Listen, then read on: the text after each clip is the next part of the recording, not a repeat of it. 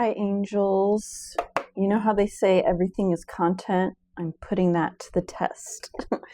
I'm just having fun recording and doing whatever I want. So today I am talking about my latest article that I wrote, which explains the story behind why I'm doing this, because it has been so much work. So it's not just a little like, hoo, I thought this would be fun.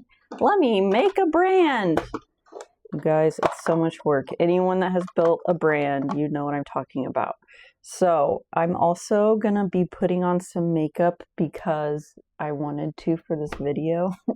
But I need to get this show on the road because Valentine is at daycare and I only have 2 hours left of freedom. So I can talk about makeup while I do this too. This mirror is old, so it's motion detected, magnified. I got it with my discount when I worked back at Nordstrom. All my makeup stuff is pretty much, I mean, not all of it, but I used to have a really big collection from my Mac and Nordstrom days. I do miss that discount. So this is my favorite concealer that I have stayed with. I already have moisturizer. I guess it's a tutorial too. You always want to, skincare is the most important part of having your makeup look good. So do skincare. I have a couple drugstore primers on, and then my secret ingredient is I mix in shimmery metallic-y like drops, highlighter drops into the primer, and that gives, the camera's a little blurring, so, but in real life it just adds pearly shimmering, so it makes everything look better. The funny thing too is now that I have grown older and I have lines now, I don't wear makeup like foundation and stuff, like really ever. If I do, it's a dress up reason. So stuff settles in the lines a lot more than it used to. So at this point, it's like, might as well not even do foundation, because then it just ends up looking worse than if I have bare skin. I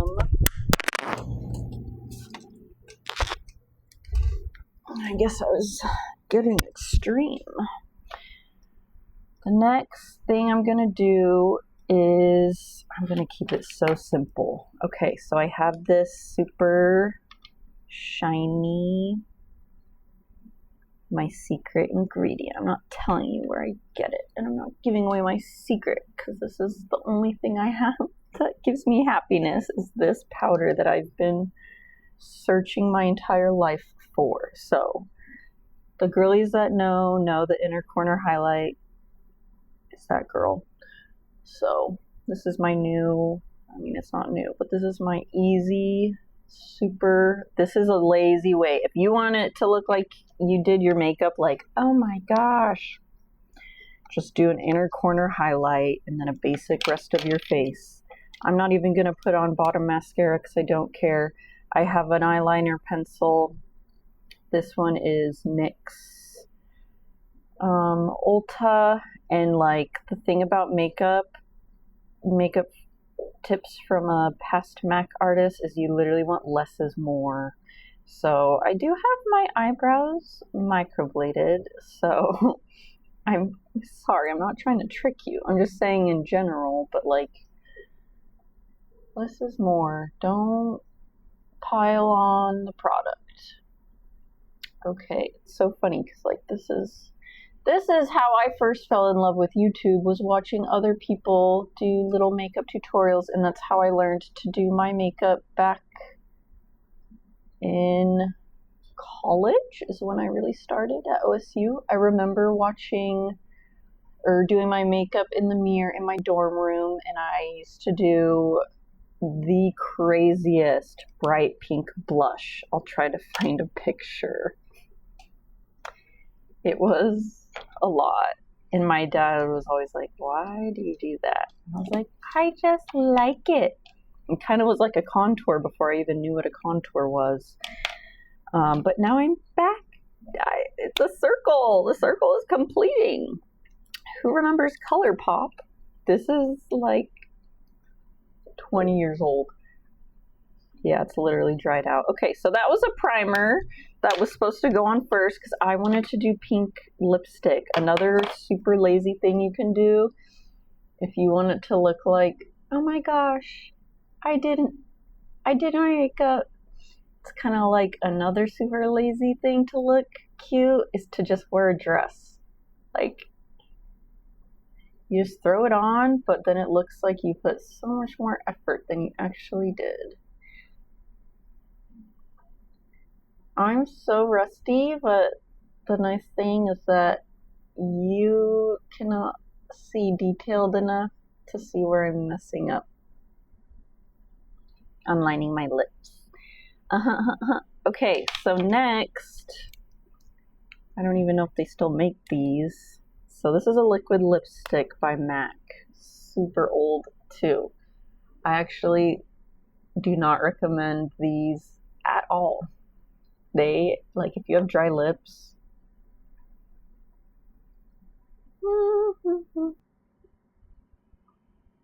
But look how cute! And I love this pink because it's very blue-based, cool toned. Alright, so this looks really bad up close, but from the camera, from afar, you'll never know. Okay, now we're ready.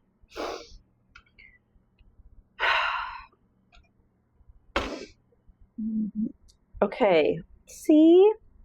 Okay, that's so cute. Lazy girl makeup.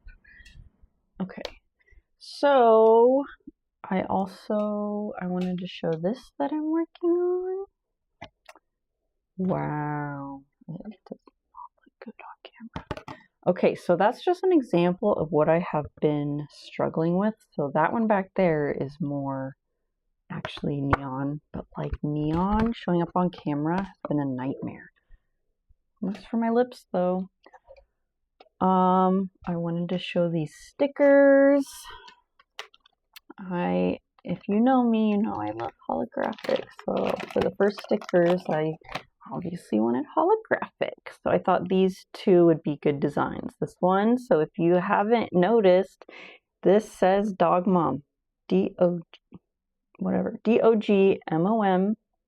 But then ears, like, it's amazing. And then this one for people that don't need it to say Dog Mom or whatever. But they're very shiny and they're not crazy rainbowy, but for stickers, in my industry experience, these are good holographic. And then the back, they also have the info so that I can be handing these out to, handing these out to my friends and stuff. If any of my friends even watch my stuff, tell me you do, and then I'll give you a sticker. Okay, so today is the 5th. It takes so long to edit freaking YouTube videos. Like, the time it takes to upload to the internet is like hours. So I'm dealing with the learning curve of YouTube. We'll see if this is something I do long term, because it's like, okay, this is taking me a long time. And I mean, you can hire video editors, but I'm not interested in hiring anyone ever again. So I'm just doing the bare minimum for my art and seeing what happens. I'm trying different content, seeing what sticks. So that's why, saleswoman hat, if you see this and you want to tell me some stuff you'd like to see more of or whatever, let me know so I can actually do stuff that people would care about watching and would share to help promote my stuff too, if they genuinely like it, so that I can sell it and like it actually be a thing. But if it doesn't go anywhere, that's okay, because I will tell you, it is an art project. It has a lot of deep meaning to me. So I wrote an article because my words are kind of my thing. I like writing. You can sit and think and you can say what you want to say. So I first post my blogs on Substack. So if you are a Substacker, sign up. I started testing that out, and then I noticed a feature where you can add a voiceover. They make it really easy. I might even be able to add a video. I should look into that. You can do a voiceover and they'll let you do it as a podcast. So like it was very easy to set up. So that's why I was like, okay, I might as well. I'm literally throwing spaghetti at the wall right now. Okay. But I strongly believe as a business owner and my experience to host everything on your own website. Like, why am I giving traffic to other people for free? So I'm also uploading blogs to my website, and that's where I'm going to be adding visuals. I'm going to start adding the Apple podcast link so you can listen there, and then the YouTube link so you can listen there to the corresponding video, because I want to like do a video version. I forgot the most important part. This is the only necklaces that never get old to me. They literally go with everything and are always perfect. Okay. Without further ado. Thumbnail. Your introduction to DBDM. Buckle up and get your popcorn because it is that deep. And I'm going to be adding visuals because I went down memory lane, which is fun and depressing at the same time. So I have visuals to help illustrate, and some videos from the past to include, because these videos are honestly for me to reminisce on and like help heal from the grief. So this project it's born from love and pain. Okay, here we go. Time for me to explain what this project is so that you can see if it resonates with you, and in hopes that if you'd like to add any of these apparel pieces to you or your dog's collection, you can appreciate the love and meaning they were born from. My name is Elisa Marie, and I've worn many hats until now, but I started and am ending with the title of artist. As a lifelong and forever destined dog mom, I've never experienced the desire for bearing or raising human children. I could go off on a tangent on this, but if there's any girlies watching this that have never wanted kids but always felt weird and pressured by society that they should have them because that's what you're supposed to do, don't fall for it, because that is a lot of work. So unless you really want to do it, it's totally okay not to. I actually got sterilized last year, and it was like something I wanted my entire life. Like, it's still so surreal to be like, yes, I went under the knife and they made it so that cannot happen to me. Like, consenting or unconsenting, because as a woman, that's what we have to deal with. Dogs have been one of the only constant sources of joy and meaning in my life. I'm sure if this project resonates with you, that is the same for you too. As a lifelong loner, the bonds I've had the privilege of forming with the best dogs in the world, but don't grab your pitchfork. The magic about dogs is that every single one of them is the best dog in the world. That's what makes them so special. Literally angels. Have oftentimes been the only thing to get me through the unexpected and universal heartbreaking seasons of life. There was my first deathbed dog named Patch, who I've shared a story about before. I'll link that. He was a Brittany. That was my best friend, partner in crime, and guardian as a child, while my father was building his commercial beekeeping business, and my mom, who had immigrated from Colombia to a new world in reality and was figuring out WTF was up with America and learning how to be a mother. So that was my first like love of my life. That was a dog. Although not deathbed dogs, another formative part of my love for dogs includes my mom's unexpectedly successful empire. She built breeding and homing Bichon Frise puppies. What started out as maybe an unorthodox way of making some money doing something that our home had the space and my mom had the time and patience for, ended up in many, many happy families and the excitement that puppies bring for me and my sisters. There were so many summers I remember, like, just going outside and there, the baby gates, well, the big metal gates, you do it in a circle and just look around, just see all these little white popcorn balls getting their outdoors time in the sun and scampering around. And that's really how I learned about like how dogs think and training them. And Bichons are honestly one of the best dog breeds ever. They're so eager to please. They're so easy to train. They're just always so happy and they're hypoallergenic. They're a good size, but unfortunately, they're just not my style. I guess I'm attracted to the harder ones. So I never have ended up having a Bichon of my own. But never say never. Maybe I need to go back to them because Valentine. Oh man.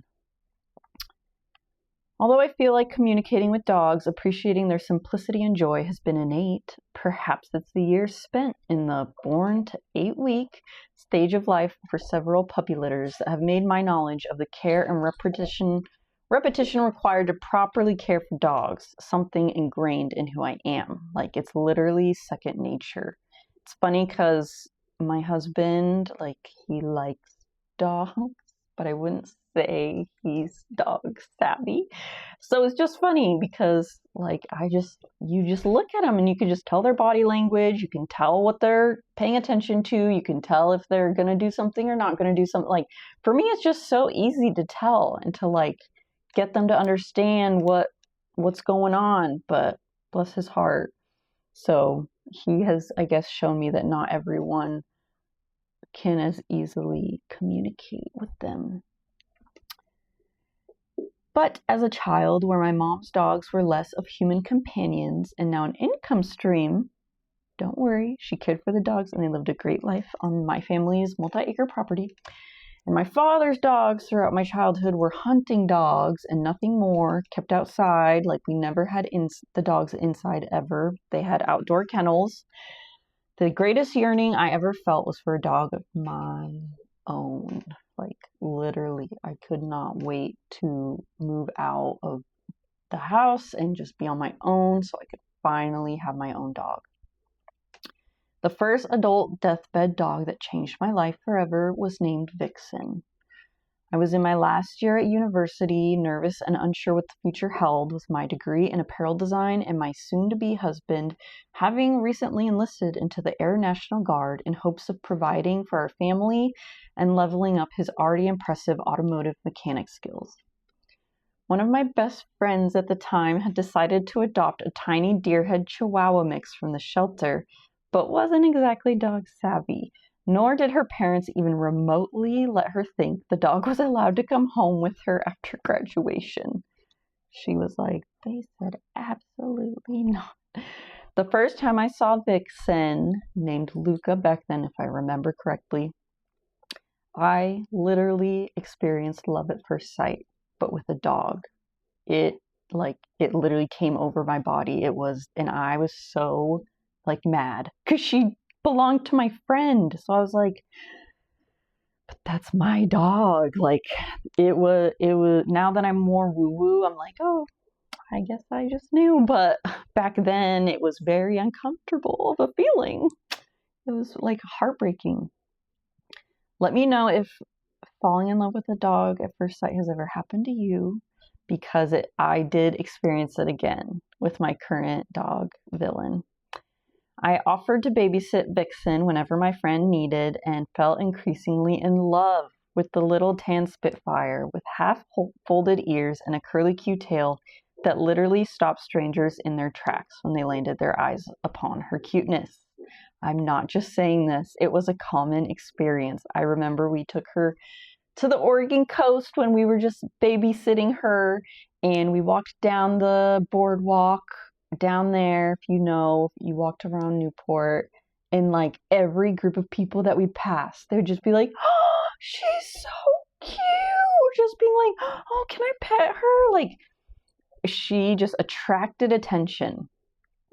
One of my favorite stories about her too is that she would go up to people and just be loving. So one time I remember walking, I don't remember where, but there was an unhoused person. I don't remember if it was a guy or a girl, but they were just like sad, sitting on the ground against the building. And then Vixen on the leash went up to them and was like, cheering them up. And they like just, oh, like something acknowledged them and like their humanity when normally we just ignore those people. And so that was just like a really teaching moment for me to like how beautiful dogs are, that they don't care, they don't have judgments, like they are just all loving for the most part, unless they're reactive. When my friend let me know that the ultimatum from her parents had been given and there was now an ad on Craigslist for her puppy, but did I maybe want her? My heart was set ablaze, knowing that I would be able to call that little angel my own. And the adventures we had over the 2 short years of Vixen's life were ones I'll cherish forever. I spent countless hours training Vixen on my parents' property in the summer heat of 2014, taking her to the elementary and middle school fields next door that I had trekked to from my house for years, growing up through each grade and now as an adult, to proof her commands and carry out my current studies as a hobby dog trainer. She got to explore the most beautiful parts of the Oregon wilderness with my husband and I, as light on her feet as a fairy, scaling boulders on hiking trails with ease.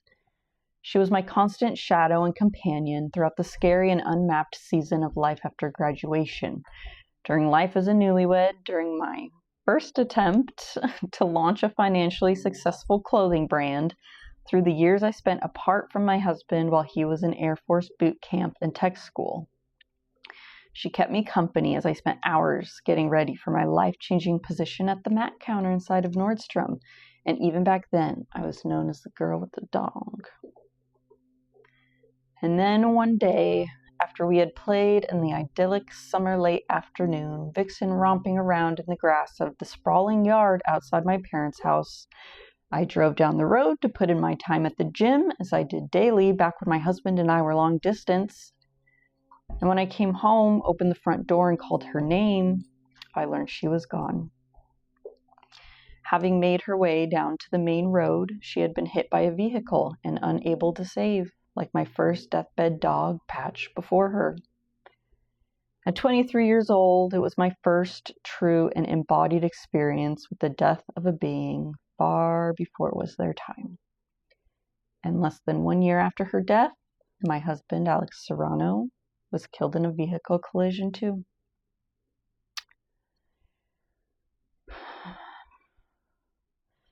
As you can see, there's quite a literal meaning behind this project. As an artist, art is how I'm returning to my roots to honor things that mean most to me in life, and as a physical form of expression that I can share with others who get it. Beyond the literal homage in the name of deathbed dog moms, the unexpected embraces from death in my life have also changed everything about the way that I live, and my philosophies in regards to happiness and the meaning of life, at least for myself. In that sense, the name and this project also represent a reminder to live like a dog until you die. Loving others who care for you with your whole being unconditionally. Living simply with gratitude for the blessings the world gives us. Appreciating and soaking up every moment spent outdoors. Living in the moment. Being absolutely and unequivocally unapologetic about who you are and unafraid to set boundaries with those who don't respect your way of being. Code for being reactive. This one. She's the reactive girl who has taught me everything about being a mom of a reactive. Honoring your physical, mental, and somatic physiological needs as a creature with a body to take care of. Think about when they get up after a nap and shake it off, when they shake off when they're scared or have been anxious. Like, we have to do that too. Taking baby steps to overcome your struggles or to achieve your goals. Training, you have to do it every single day for a long time. Put in hours. I tell people it's like working out at the gym. Like, you have to put in the reps. Being thankful for something as small as a ball or a stick. Being grateful. And most importantly of all, taking any chance you can get to play. This is just a handful of lessons I've learned from my dogs. I would love to hear the lessons your dogs have taught you. So with that context being given, I hope you can get a sense of how much meaning these pieces hold, the way they honor my dogs and yours, and how I hope they can serve as a physical reminder when you wear them of how to live your life like a dog. I would hope it wouldn't have to be said, but since I'm the one in charge here, I'll say it anyways. I know there's new clothing brands being made every day, people with a dream just like mine, and also empty money grabs being made by savvy entrepreneurs who know how to calculate what clothing and designs might sell to consumers. Because I know how to do that too. But this is not that. This is an art project born from love and pain, and it's uncertain what the future holds for it. If enough people resonate with this project to keep it going, that would be awesome. But if it's a limited time project that can't sustain itself forever, then that's okay too. It's an experiment, and I'm so grateful to anyone that has taken the time to listen and hop on this ride. Every piece has been made with intention, and as I've said before, quite selfishly. It is my dream brand, what I would make if I could make a brand that had the garment pieces, the silhouettes, the designs I want. Like, it is mine. I've always viewed clothing as a form of expression evident by the crazy styles I've sported over the decades. My friend knows.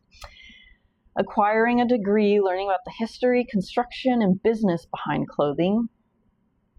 Getting to learn to help and structure the ins and outs of our boutique style, high volume, owner-operated silk screen printing production facility and service-based business in Oregon was the last puzzle piece this project needed, because for those who don't know, making t-shirts or having t-shirts made might seem super easy, but it is anything but easy.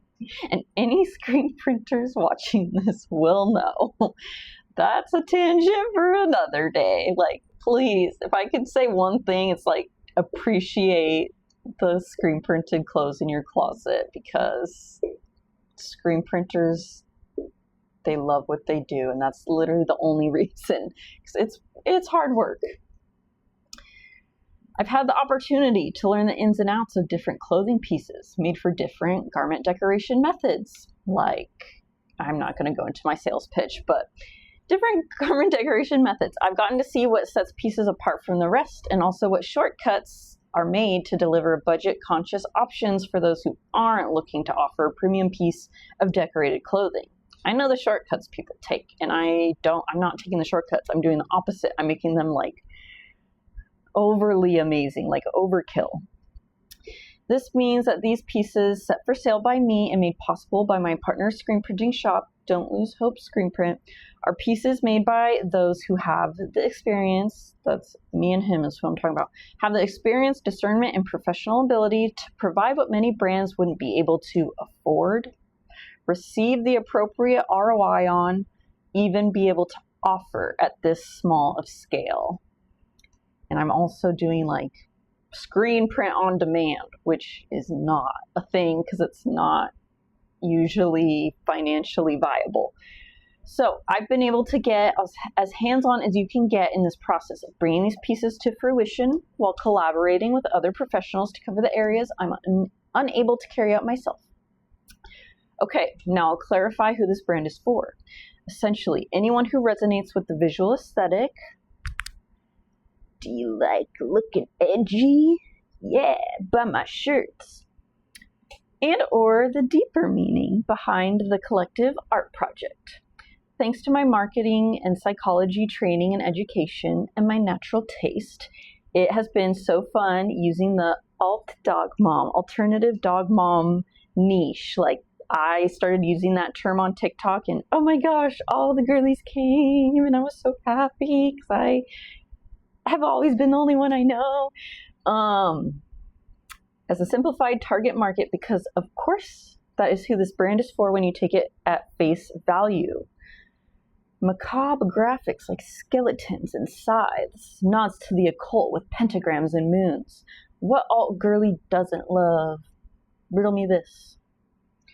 My personal twist is to also offer this vision in soft and neon pink, because that's also me, and maybe it's more girls too, so we'll find out.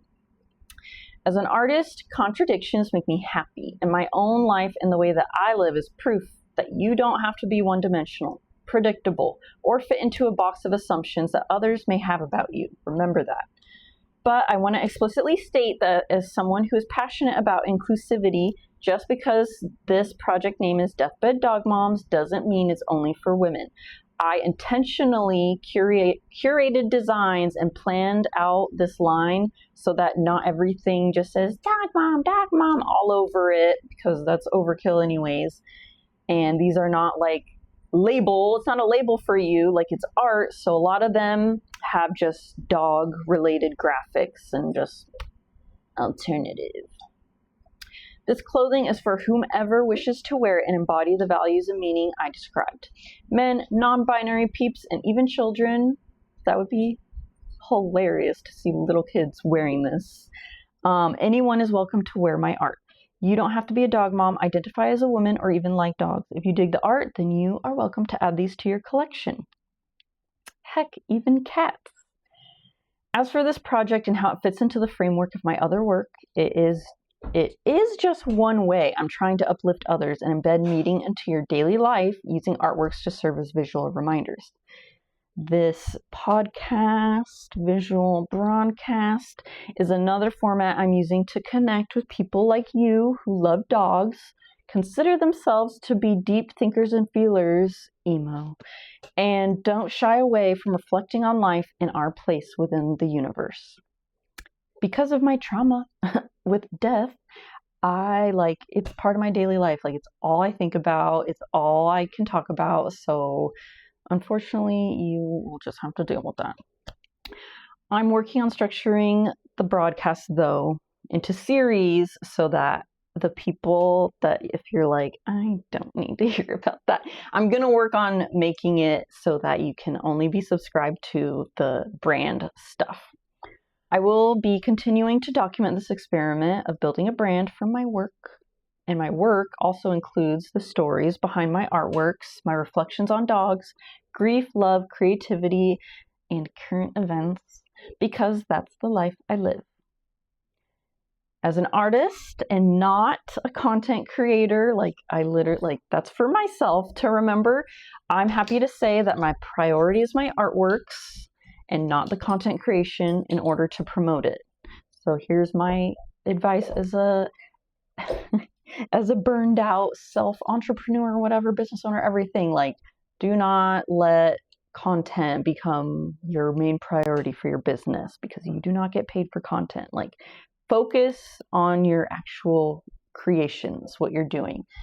So part of that means that, for better or worse, these broadcasts are mostly unpolished and raw as a form of documentation for my heart and to help filter out those who are only interested in being entertained by short, I complain about this all the time to my husband. I'm like, short form content has literally ruined cinema and visual and video and everyone's attention span.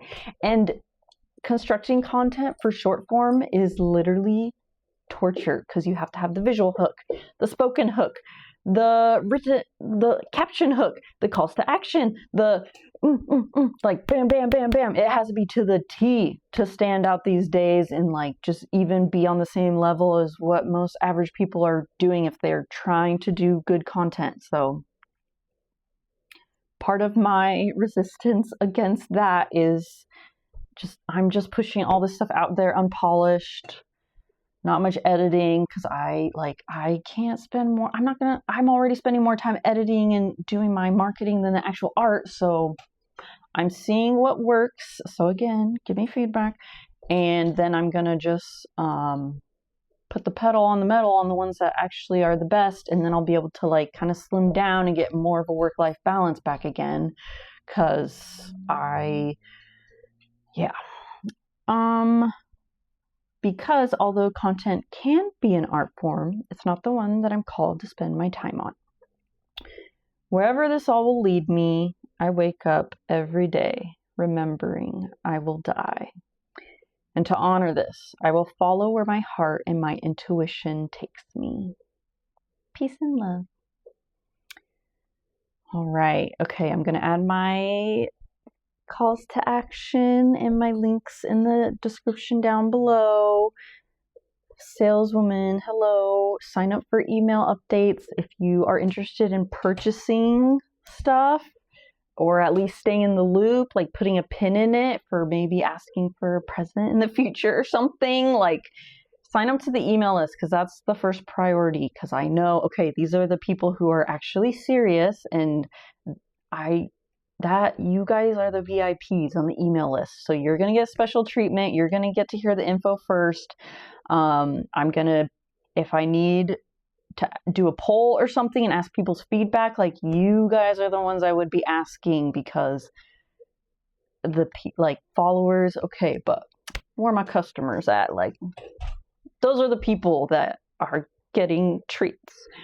So go on the email list. If you are like, I don't know about this girl, then okay, look at my other links, look at my past stuff to kind of get the feel. It's evolving as it goes. Like, I'm super into my watercolor stuff. I'm working on resistance art. I'm trying to figure out the answer to copying and pasting, or else I'm going to have to freaking do screen printing for this too. Because for the people that aren't savvy, like doing physical art and then converting it into digital and then spitting it out again in a different format is actually kind of a big pain in the butt. So don't take that for granted either. Like, so we'll see. But I have a lot of ideas. I would love to go even further with the dog, like accessories. Like, I got a lot of dog stuff. So if I could make deathbed dog mom stuff, like leashes, and what else? I would love to collaborate with like dog brands for puzzle toys, because puzzle toys literally saved my life. So like, I don't know, if you see this and you got to hook it up to where I could help design and promote some dog toys, that's on my bucket list. That'd be cool. But it all depends how this brand goes, because yeah, it's got to work out. So anyways, that's kind of it. Comment down below. Let me know if you enjoyed this. If you hated it and you hate me, just exit out, because I don't need to hear it. But if you comment, then it makes it look like people actually care, and then it's nice, because then other people will watch it. So that will be doing me a solid. And just give me your genuine feedback, though, because I want to help entertain and be a positive influence for you to listen to. Okay, now I'm nervous. That's all I need to say. I'll see you next time.